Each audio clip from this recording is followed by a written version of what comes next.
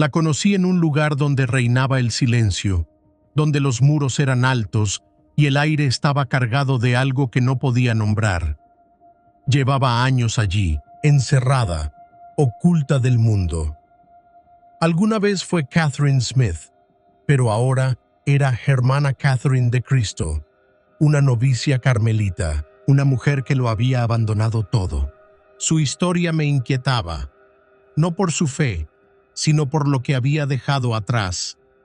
La mayoría de la gente no piensa en lo que significa borrarse del mundo. Lo idealizan, imaginan una vida de devoción, de simplicidad, de paz.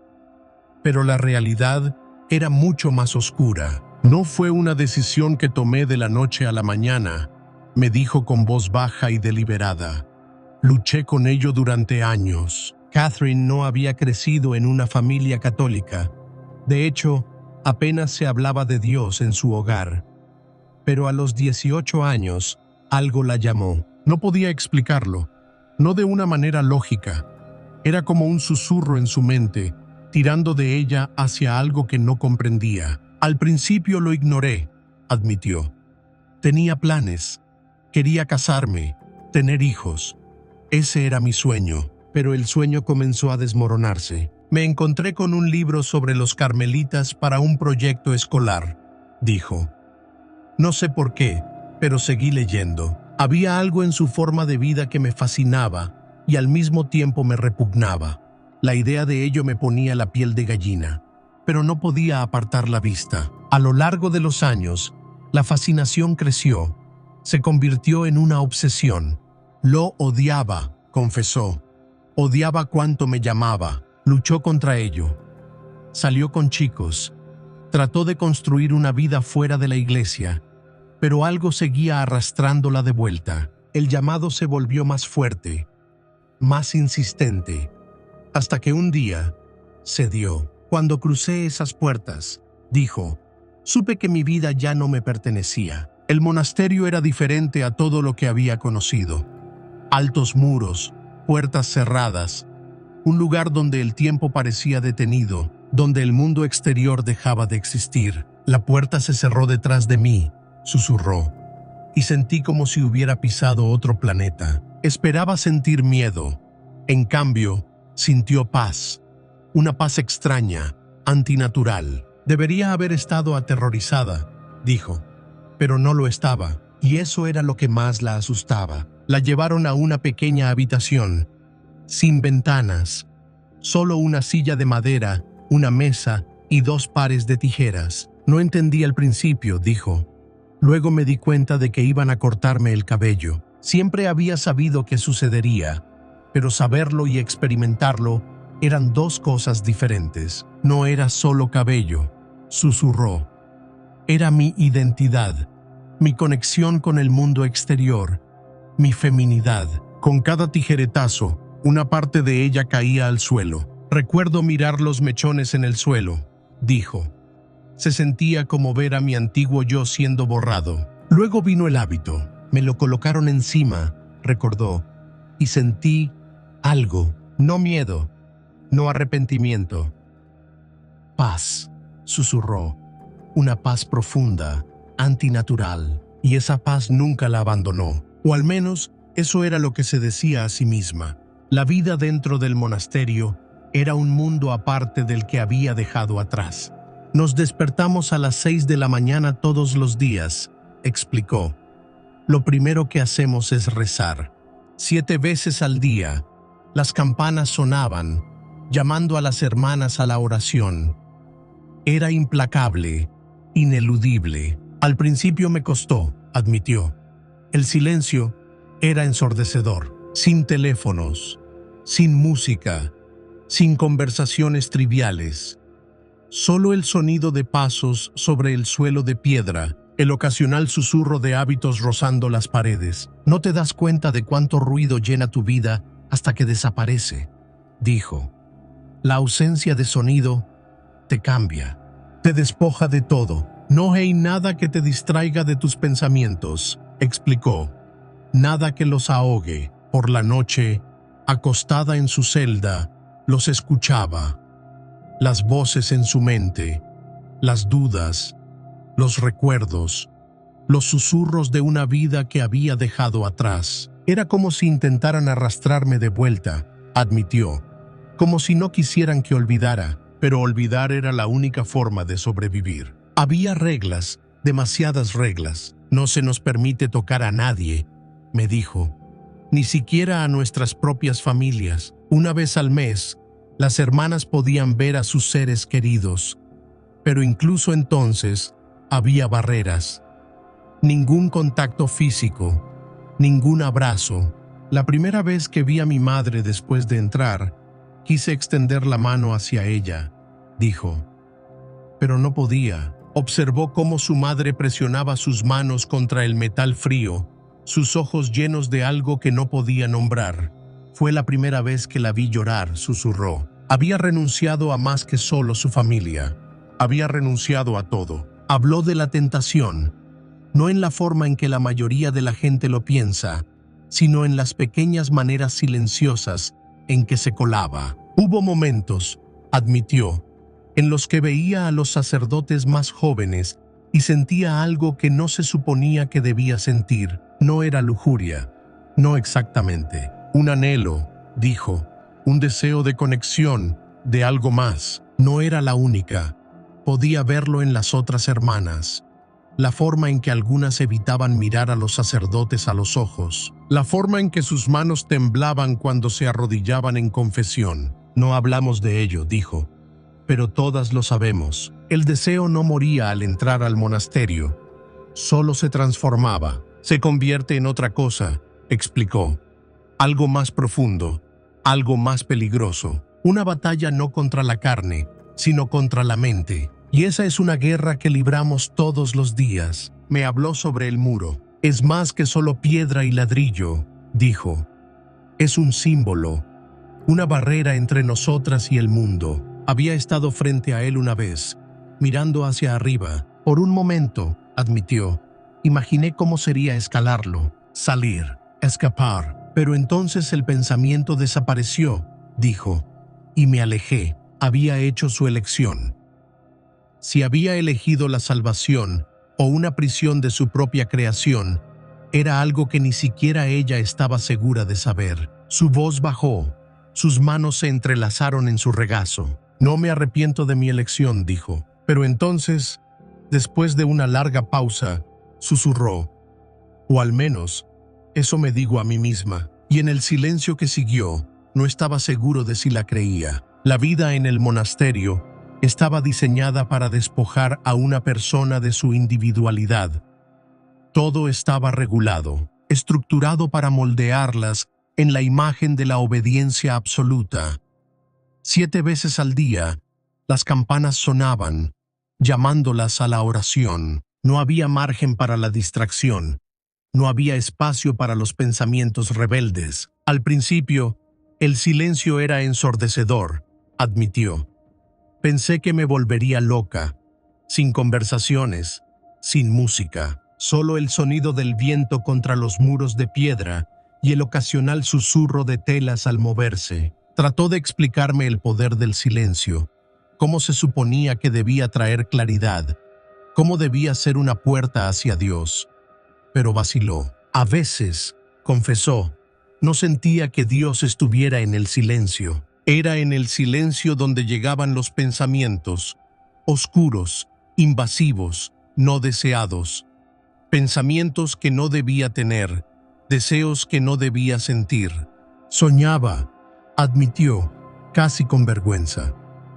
Soñaba con calidez, con contacto, con lo que hubiera sido tener un esposo, tener hijos, despertarme junto a alguien que me amara de una forma que no fuera espiritual, sino humana. No era la única. Es una lucha que todas enfrentamos, reveló. No lo hablamos abiertamente, pero lo sabemos.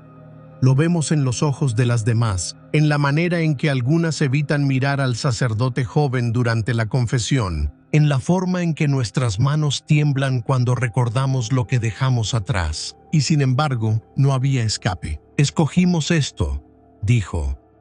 Escogimos renunciar a esa parte de nosotras. pero eso no significa que muera. Por la noche, cuando el monasterio estaba envuelto en sombras, los muros susurraban secretos. Y algunos de esos secretos eran aterradores. Me habló sobre las otras hermanas, sobre las que llegaron con el mismo fervor que ella, convencidas de su propósito. Pero con el tiempo, muchas de ellas comenzaron a cambiar. Había algunas que se volvían más devotas, abrazaban el sacrificio con tal fervor que parecían olvidar el mundo exterior. Otras simplemente se apagaban. He visto a hermanas entrar aquí llenas de luz, dijo, y con los años he visto esa luz desaparecer. Las que no podían soportarlo se marchaban. No era fácil, pero algunas lo hacían.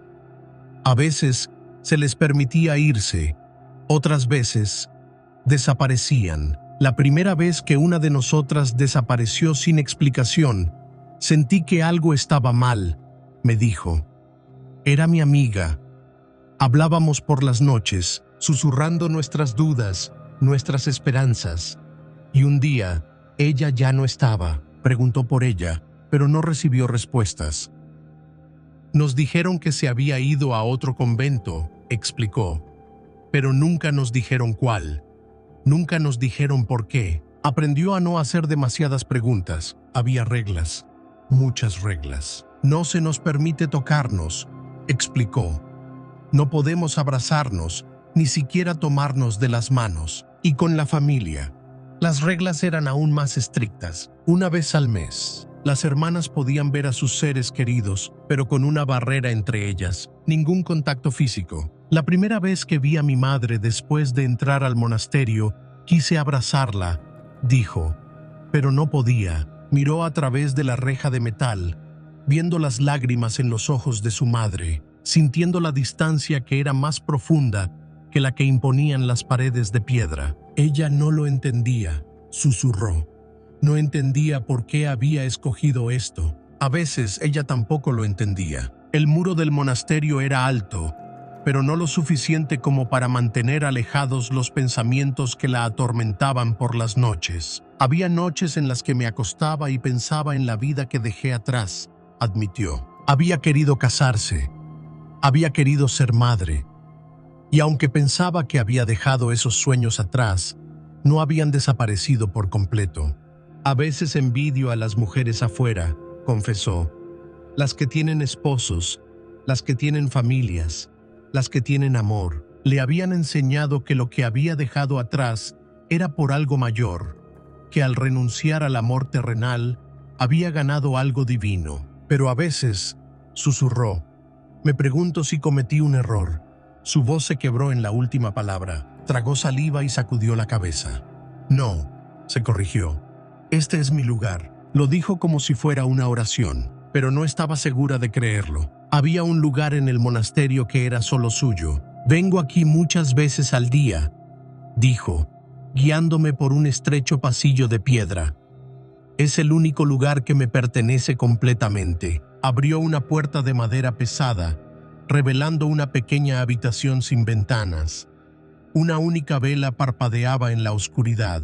No solo somos monjas, dijo, también somos ermitañas. Este era su eremitorio, el lugar donde se refugiaba cuando el mundo exterior se volvía demasiado. La primera vez que entré aquí, me sentí vacía, dijo, como si me hubieran despojado de todo. Ese era el propósito, eliminar distracciones, eliminar ataduras, eliminar el yo. Pero algunas ataduras no se rompían tan fácilmente. Hubo momentos, admitió, en los que sentí que algo volvía a mí. Deseo, no solo por amor, por libertad. Me paraba junto al muro, mirando el cielo, dijo, y me preguntaba cómo sería escalarlo, salir, escapar. Pero luego el pensamiento desaparecía, dijo, y me alejaba. Había hecho su elección. Si había elegido la salvación o una prisión de su propia creación, era algo que ni siquiera ella estaba segura de saber. La puerta se cerró tras nosotras, sellando el silencio una vez más. La miré, observé la forma en que hablaba, la manera en que mantenía la espalda recta, la forma en que sus dedos jugueteaban con el rosario. No me arrepiento de mi elección, dijo. Y luego, después de una pausa larga, susurró. O al menos, eso me digo a mí misma. Y en el silencio que siguió, no estaba seguro de si la creía. Había construido un muro dentro de su mente, una fortaleza contra la duda, contra la tentación, contra los ecos del mundo que había dejado atrás. Pero ningún muro, por fuerte que fuera, podía detener la verdad. Una noche, escuchó una conversación, susurros frenéticos detrás de puertas cerradas. No debía estar allí, pero algo la detuvo antes de alejarse. Apoyó la oreja contra la madera, sintiendo su corazón latir con fuerza. Hablaban de los escándalos, dijo, del abuso. Su voz tembló. Nos gusta creer que estamos separadas del mundo, que estamos protegidas de sus pecados, pero no lo estamos. Somos dolorosamente conscientes de lo que ha sucedido en la iglesia, de lo que sigue sucediendo. No dijo la palabra, no necesitaba hacerlo. El peso de ella flotaba entre nosotras. Es una mancha, susurró, una sombra de la que no podemos escapar. Y sin embargo, nunca hablaban de ello abiertamente. Rezamos, dijo. Eso es lo que nos dicen que hagamos. Rezar por las víctimas, rezar por los sacerdotes, rezar por la iglesia. Tragó saliva con dificultad, pero a veces me pregunto si la oración es suficiente. La primera vez que escuchó una confesión que la marcó estaba en la capilla, oculta detrás de la reja, invisible para el mundo exterior. Un hombre entró, dijo, un sacerdote. No se suponía que escuchara. No era su papel, pero algo en su voz atrapó su atención. Lloraba, dijo. Sollozaba como un niño. Cerró los ojos, como si intentara bloquear el recuerdo. Habló de cosas que no puedo repetir, cosas que ningún sacerdote debería tener que confesar. Sus manos se apretaron sobre su hábito. Quería correr, quería gritar, quería hacer cualquier cosa menos quedarme allí y escuchar. Pero lo hizo, porque esa era su vida ahora. Una vida de testigo silenciosa. Nunca había visto el mundo exterior con tanta claridad como lo hizo desde detrás de la reja. La capilla está diseñada para que no nos vean, explicó. Podemos ver a la gente, pero ellos no pueden vernos. Al principio, pensó que era una bendición. Me gustaba observarlos, admitió. Las familias, las parejas, las personas que venían solas, encendiendo velas, susurrando oraciones con la esperanza de que alguien, cualquiera, los escuchara. Pero entonces, comenzó a notar cosas que hubiera preferido no ver. La forma en que algunos sacerdotes miraban a los niños, dijo, su voz apenas por encima de un murmullo. La forma en que les tocaban los hombros, su cabello. Quiso creer que era inocente. Necesitaba creer que era inocente, pero sé lo que vi, dijo. Y una vez que ves algo así, no puedes dejar de verlo. Me habló de una niña. Nunca supe su nombre, dijo. Era joven, tal vez 15 años, tal vez menos. Venía a la capilla con frecuencia, siempre sola. Se sentaba en la parte trasera, con la cabeza inclinada, sin hablar con nadie. Luego, un día, desapareció. Pregunté por ella, dijo. Nadie quería hablar. No fue hasta semanas después que escuchó una conversación. Dijeron que había acusado a un sacerdote de algo. La forma en que dijo la palabra algo me dijo todo lo que necesitaba saber. Y luego se fue, dijo. Nunca supo qué le pasó a la niña, pero nunca volvió. La fe se supone que es pura, dijo. Se supone que es luz en la oscuridad, pero la oscuridad estaba aquí también, y estaba creciendo. Me pregunto, admitió, ¿cuántas más hay?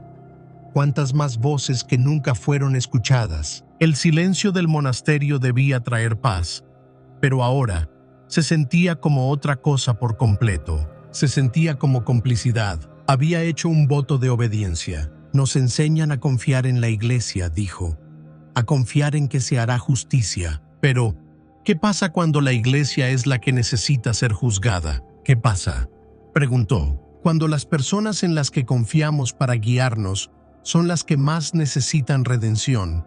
No tenía respuesta para ella, y ella no tenía respuesta para sí misma. Los muros del monasterio estaban destinados a mantener al mundo afuera.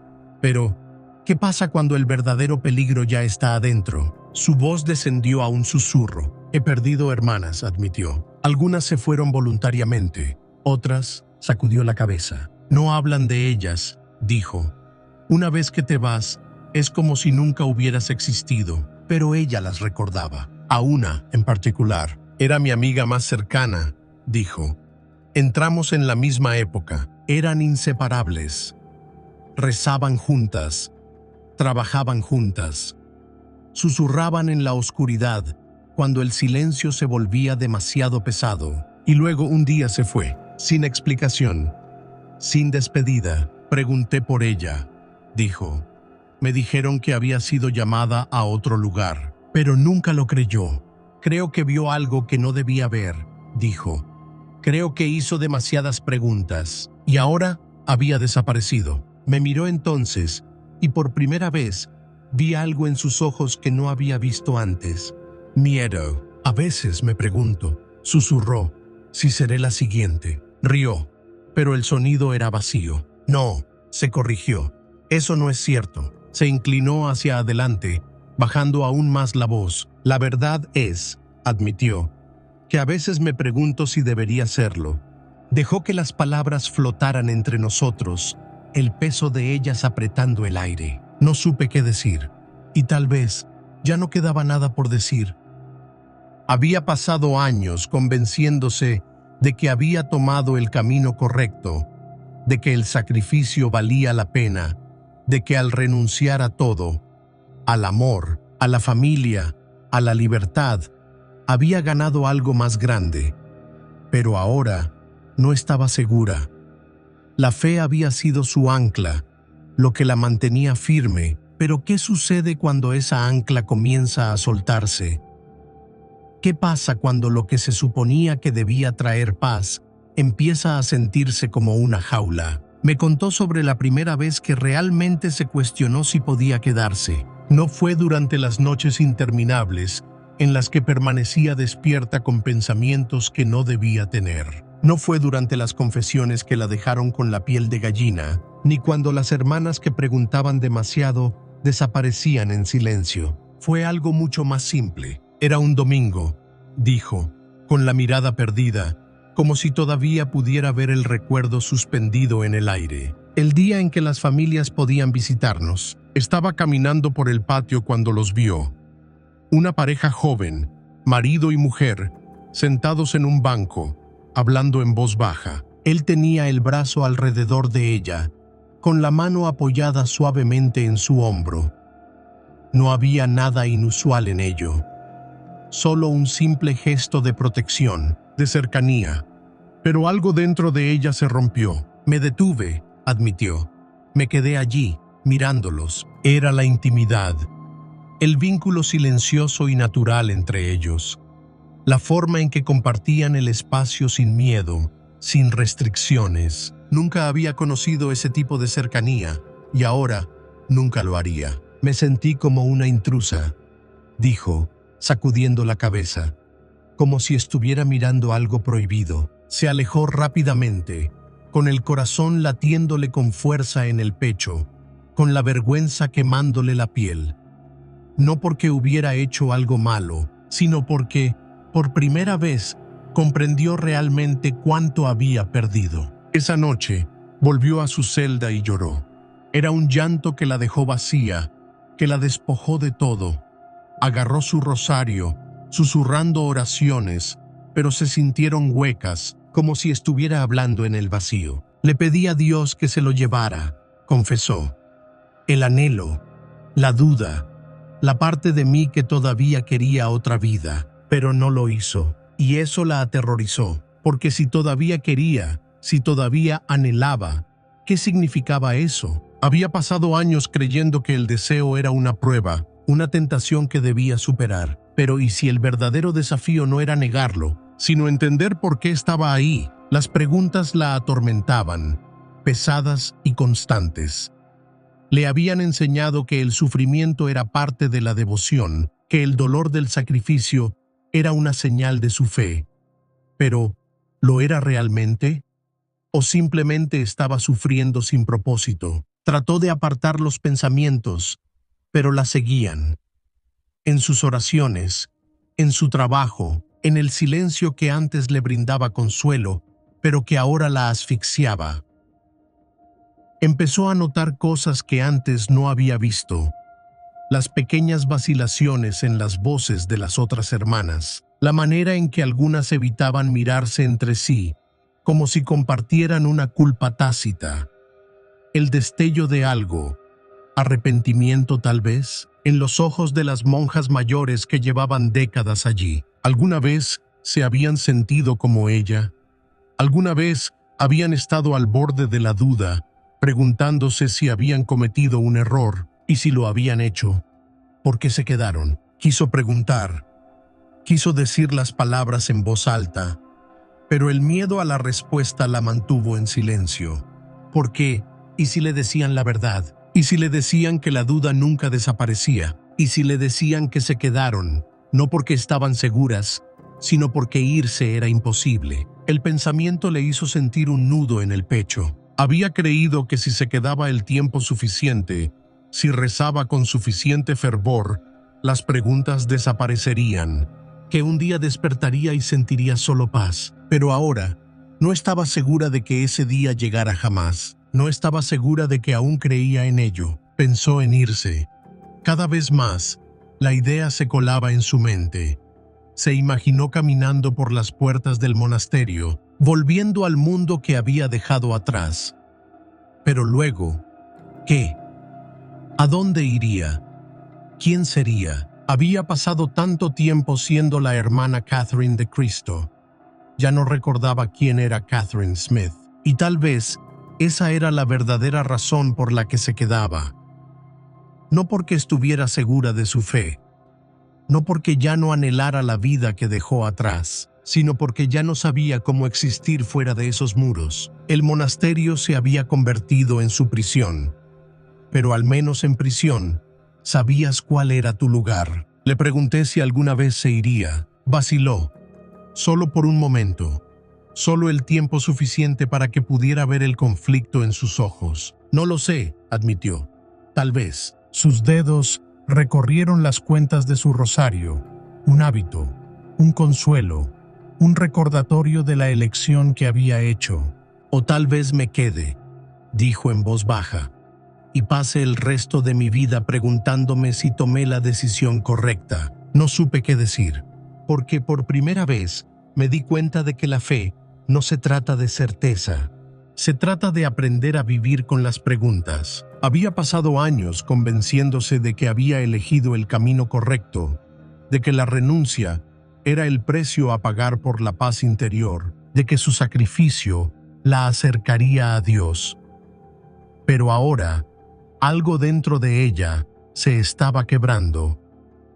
Había vivido convencida de que la fe era la respuesta, de que la oración lo resolvería todo, de que con el tiempo su alma encontraría la calma. Sin embargo, en las noches en que el monasterio estaba sumido en la oscuridad, en el absoluto silencio de su celda, las preguntas no dejaban de atormentarla. Me dijo que la idea de irse había empezado como un pensamiento fugaz, un destello que aparecía de vez en cuando, una posibilidad que siempre descartaba. Pero cuanto más trataba de ignorarlo, más fuerte se hacía.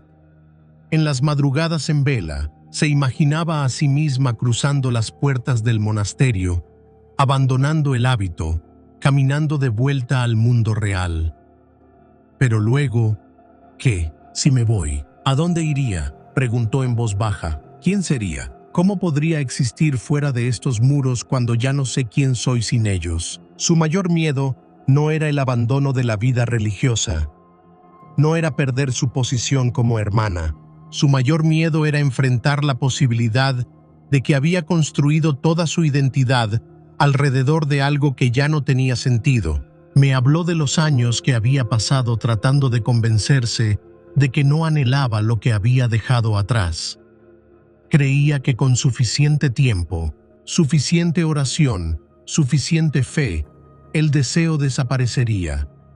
Pero no lo hizo. El deseo no desaparece, susurró.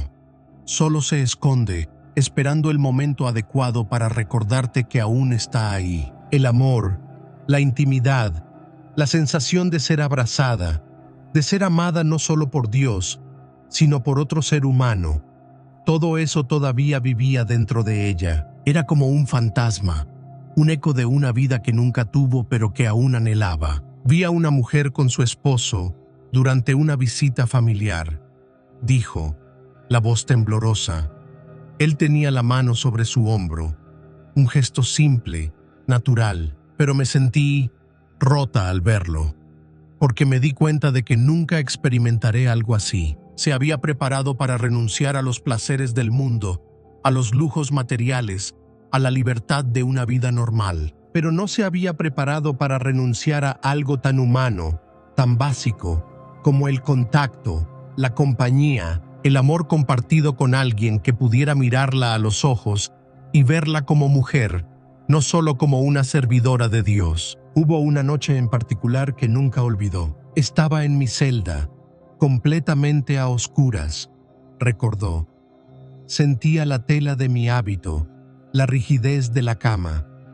Era como si mi cuerpo no me perteneciera, como si ya no fuera una persona, sino solo una idea, un concepto, algo que dejó de existir más allá de estas paredes. La sensación de vacío era tan fuerte que se llevó una mano al pecho, intentando sentir los latidos de su propio corazón, como si necesitara comprobar que aún estaba viva. Le habían enseñado que el sacrificio traería recompensa, que la renuncia la haría más fuerte.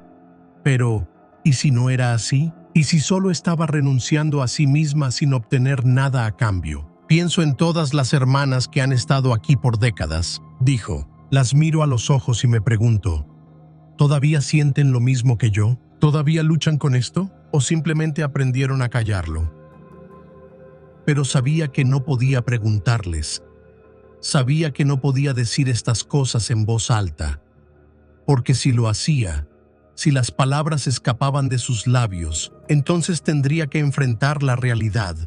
Y la realidad era aterradora, porque la verdad era que no estaba segura de querer quedarse, y tampoco estaba segura de poder irse. El monasterio era un refugio, pero también era una prisión, y la fe era su única cadena. Me contó que una noche se levantó de su cama y caminó hasta la capilla, sola, con las manos temblorosas, con el corazón latiendo en su garganta. Se arrodilló ante el altar, susurró una oración, pero no pidió fuerza, no pidió fe, pidió una señal, algo, lo que fuera, que le dijera que debía quedarse.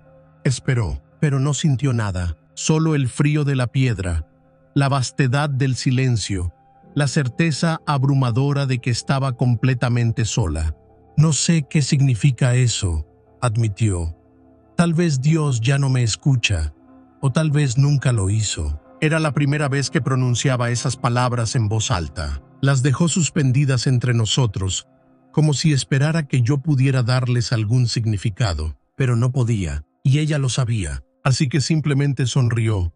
Una sonrisa pequeña, triste. No me arrepiento, dijo, pero sus ojos decían otra cosa. Y luego, con un susurro casi imperceptible, añadió, o al menos eso me digo a mí misma.